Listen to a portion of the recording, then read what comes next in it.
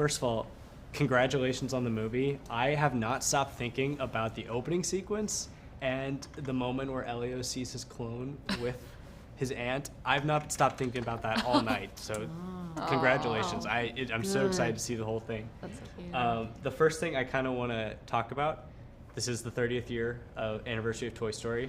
But with that, a lot of people aren't really talking about the fact that it's 30 years of amazing storytelling and characters. And I would love to kind of get y'all's thoughts on what you think about that, looking back on all the films, and where do you guys think you can go from here? Oh, whoa. Yeah, I mean, I grew up like you guys, like watching Pixar movies, and it's just been a dream to be able to tell stories here. I mean, I feel like Pixar will always be a studio that is all about like excellent, high quality, like personal stories that feel universal. And I think that will never change. I mean, technology might change, the world might change, but I think Pixar movies will always be that special thing to look forward to every year. Yeah. Some of my favorite movies are Pixar movies before I worked here. I just aspire. And I think one of the things we were talking about earlier is like one of the things we talk about so much is make me care about these characters. And I love that Pixar tells you these stories about these characters you just fell in love with. And I think something else too, beyond the emotional aspect, is that Pixar has always been a marriage of art and technology. And I'm personally excited to see the way that we continue to partner with our like hyper intelligent friends in the more technical side to tell our stories even better. And I love that even though we don't really speak the same language all the time, like what they do seems like magic to me. We all have the same goal, which is to make a beautiful movie. And I feel like that incredible partnership is so rare, and I'm so proud that we have it here. All that being said, how do you guys feel Elio is going to stand out? I think it's a very unique movie. I feel like we have done, like Pixar has done movies set in space before, but this one feels very different. It feels a little bit more genre-y, but also I feel like in some way, like it what I love about it is that it plays against a lot of the stereotypes and tropes of sci-fi movies. Like, for instance, like showing an abduction scene as like the best thing that's ever happened to a character ever. And also just the depiction of space, of the communiverse as this positive, aspirational, warm, welcoming place instead of like cold and dark and mysterious and scary.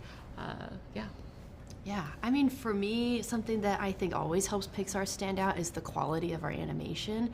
At this point, I mean, some of the animators have been here from the very beginning, and the skill level of not just the technical skill to manipulate these 3D models, which is also is already really hard to do, but to add the level of nuance of performance that the animators need to add.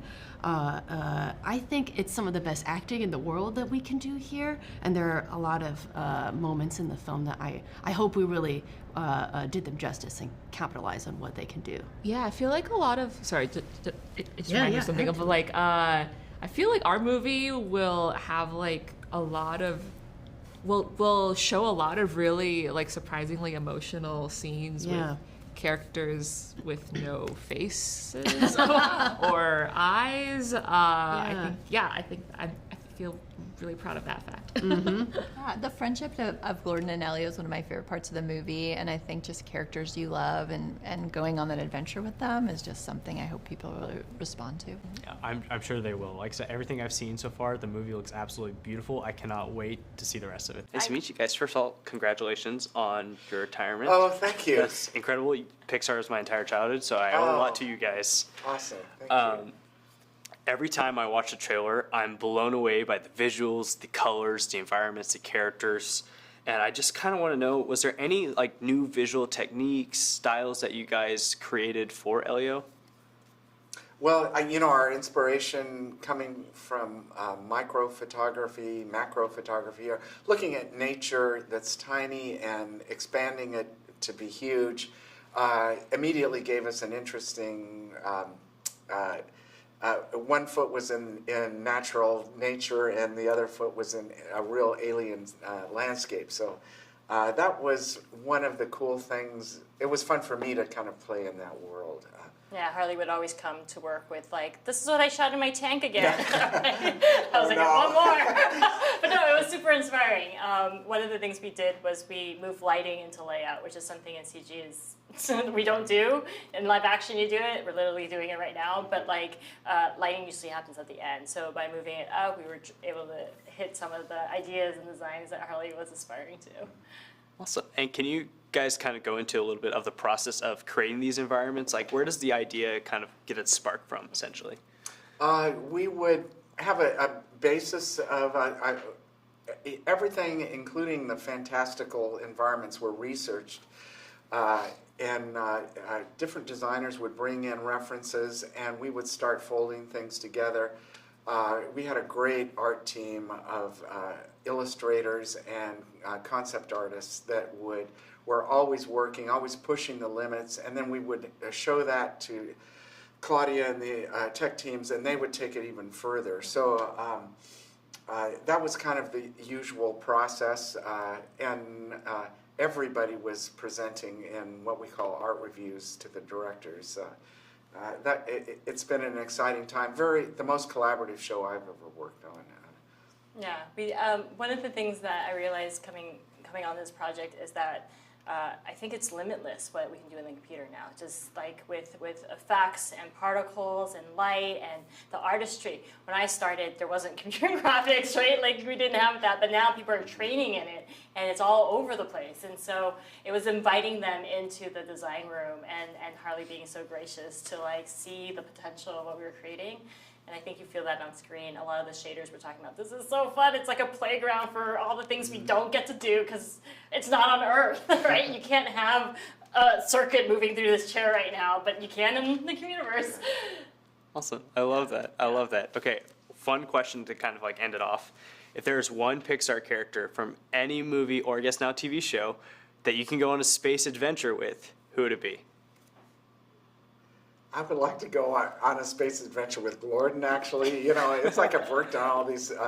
I love the characters from the other movies, but just being on a spaceship with Gordon, I think would be hilarious and really fun.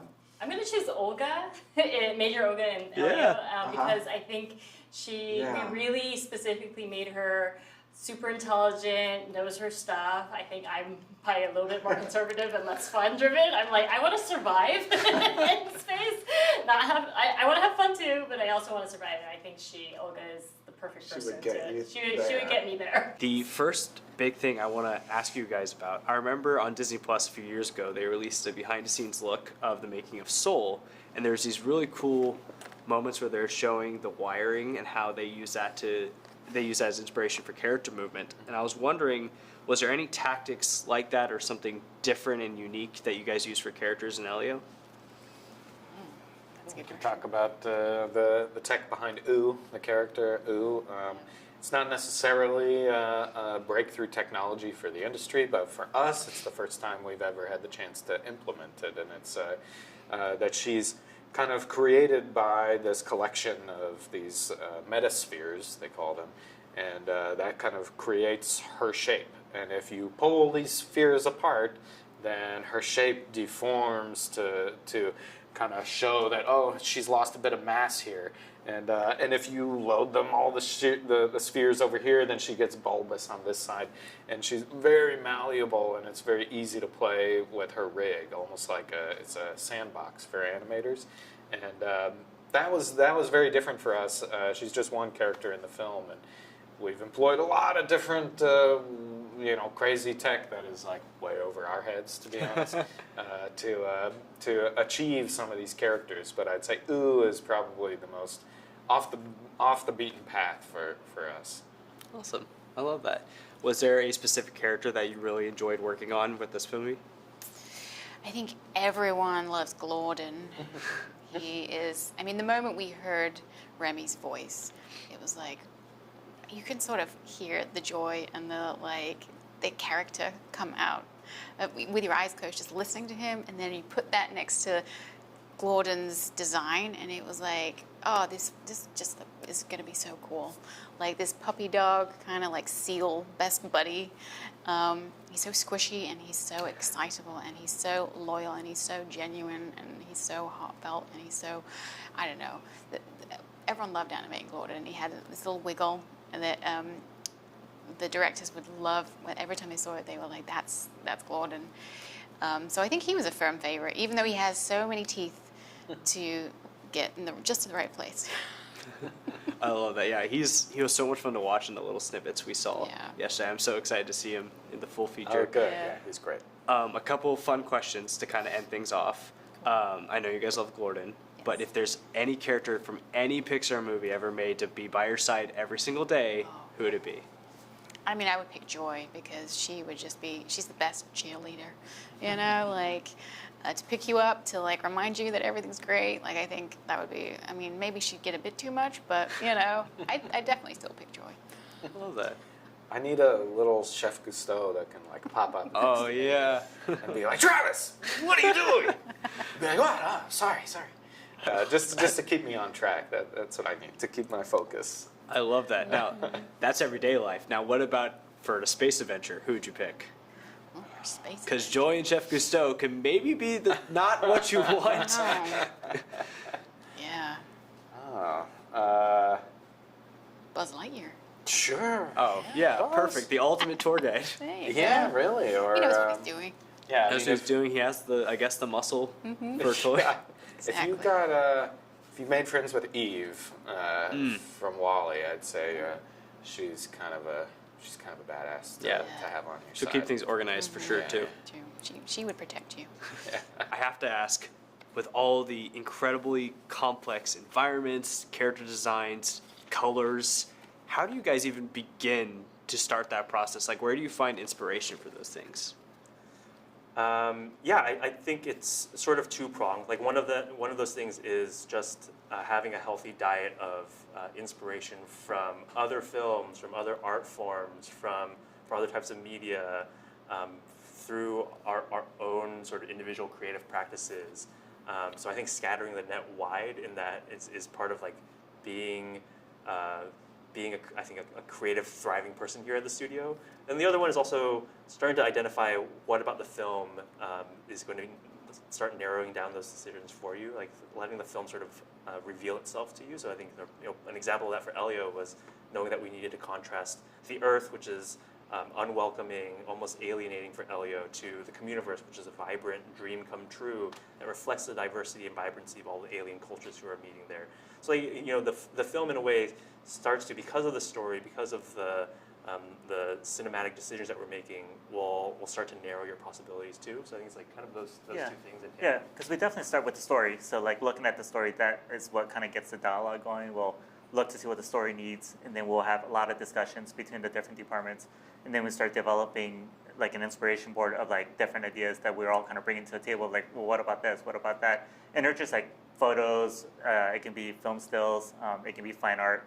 But it definitely gets the conversation going, and then we start leaning in one direction. Then we start coming up with more drawings to help facilitate that and share those amongst the different departments. And I think that's how we kind of get the early stages of it developed. But it's definitely all kind of coming from the story. Like, what is it that the story is trying to tell us, and how can we visualize that and create visuals for? Awesome. And this may be kind of a weird question, but you mentioned something earlier about how, everything in space color-wise looks different, and then on Earth it's a little bit more muted. Yeah. And you just mentioned the visual contrast as well. How important is color to storytelling, especially in movies like Elio? Yeah, I think it plays a really pivotal role. I think it's very much like music and like the acting. Like it all works in harmony together. So in order for the audience to really be immersed into the story, it all really needs to work in unison. And so I think lighting just helps support the story, and it helps us, really empathize with the characters, what they're going through. So if lighting is doing its job, if the music is doing its job, and the acting is doing its job, I think that's how like the magic happens. Yeah. And I hope that's what makes our films successful, and what makes all of our films, unique to Pixar, is that we're all kind of putting that sort of thoughtfulness and energy and what's the other word I'm looking for? Not determination, but intention into all of our decisions. Awesome. I love that. And my last question is there one specific moment where if you had to take one frame from the movie and put it on a giant canvas to live on the wall forever, do you guys have a scene in mind? Yeah, I mean, I think for me it comes at the end of the film, so I don't try not to spoil too much, but it features the universe in a way, and I think it really captures Elio's journey, where he's arrived at the end, sort of how, in a way, you know, like the story comes together. Yeah, totally. Yeah, and there's no artwork on the walls or anywhere yet because we don't want to ruin it. But sure. I think a lot of us really love how the movie ends. Oh, I've heard a lot about it. I can't wait to see it.